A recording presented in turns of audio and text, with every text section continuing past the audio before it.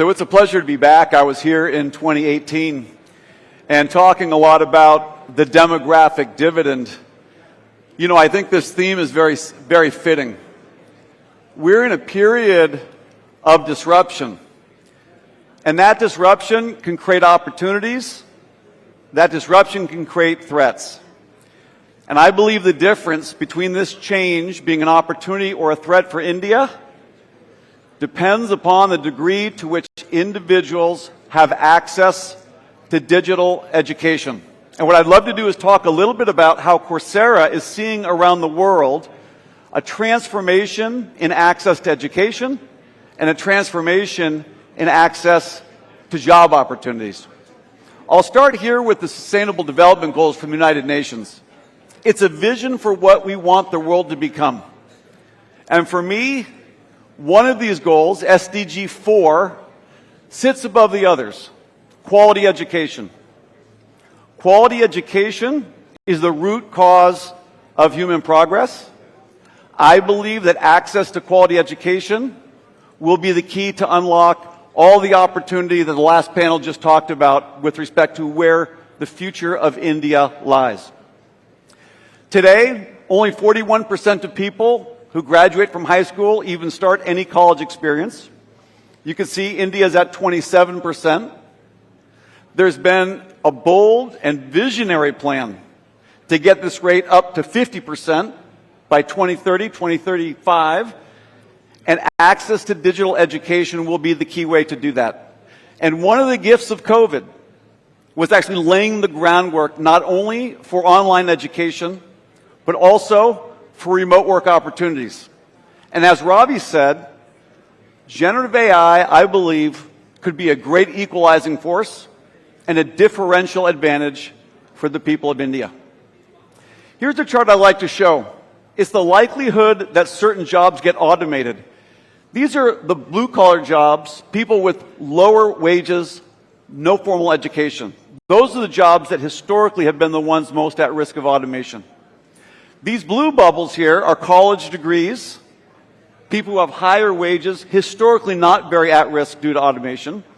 But generative AI is really changing this. According to the University of Pennsylvania and OpenAI, they found that about half of all jobs will have half of their job tasks exposed to GPT, and higher wage individuals will be more impacted by this technology. Here's a chart from McKinsey. If you're wondering, is this going to happen fast? Are companies going to adopt generative AI quickly? I believe the answer is yes, because of the economic potential that could be unlocked. $4 trillion, and if you want to know where, customer operations, software engineering, product R&D, sales, and marketing. If you zoom in to a recent report from E&Y India, they say that by far the largest impact on India's sectors in terms of value creation from generative AI is in business services and financial services. This will be a reskilling opportunity like we've never seen before. This is a chart that Ravi actually alluded to. It's a study by BCG and Harvard Business School. They looked at task completion by BCG consultants without GPT and with GPT. A couple things I just want to point out. Number one, the average jumped up for the low performers by 43%. Number two, and by the way, anyone saying maybe people won't really adopt this, if you are an above average performer in this study and you chose not to use GPT-4 to perform your tasks, you suddenly become way below average compared to the rest of the group that has shifted to the right. Another thing you find is that the distribution of performance has narrowed, so you have much higher reliability of performance. And interestingly, the gap between the lower performers and the higher performers closed. And so this is why, borrowing from Ravi's recent comments in the Economic Times, Gen AI could reshape the world and make it a far more equal place. But in order for this to happen, people need access to education. That's going to be the key that unlocks all this. So now, a little bit on Coursera. We were founded in 2012 by a couple of Stanford professors. We've been around for quite some time now. Our ecosystem basically includes about 300 university and industry partners who publish online content. It's made available to learners around the world, 140 million now. We also serve institutions with business, campus, and government services. If you zoom in and say, where are these learners? There's 23.4 million learners in India on Coursera. 100,000 learners shy of every country in Europe combined.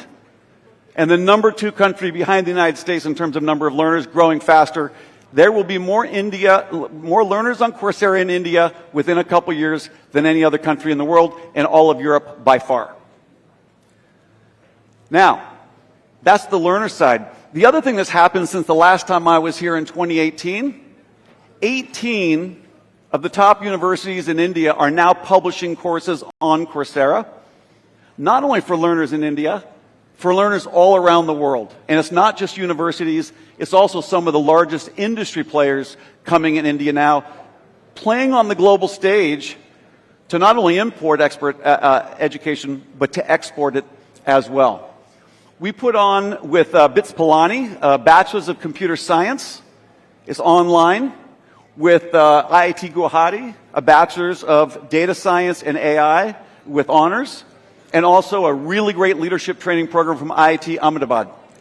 I won't read through all the numbers, but what you can see is very wide distribution of access across metros, across cities, and far higher representation of women in these programs online compared to the same degree program on campus.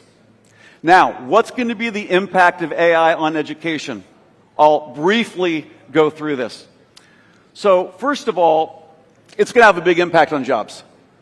And because AI will have a big impact on jobs, it's going to have a big impact on education as well. The good news is, as AI creates a need for upskilling and reskilling, it will also dramatically change the effectiveness and the accessibility of education globally. So it will make learning far more effective. I'll show you how in a moment. It also allows people to create content at very high quality, at very low cost, in a very short time to keep the content up to speed with how fast the world is changing. And then finally, it really increases accessibility. It used to cost us $10,000 to translate one course into one language. It now costs us $20. Today we translated 4,200 courses into 20 languages. I was here in Delhi just a few weeks ago, the day after National Hindi Day, announcing that we've translated virtually all of our courses into Hindi. So language will no longer be the obstacle for people accessing high-quality education. In terms of what Coursera is doing, we've launched a Generative AI Academy. This helps businesses train all their people. I'll show you a little bit more about that in a sec. A career academy. A lot of people are going to have to reskill and redeploy into new jobs. We've launched something called Coach. This is a personal AI tutor that sits in the courses on Coursera.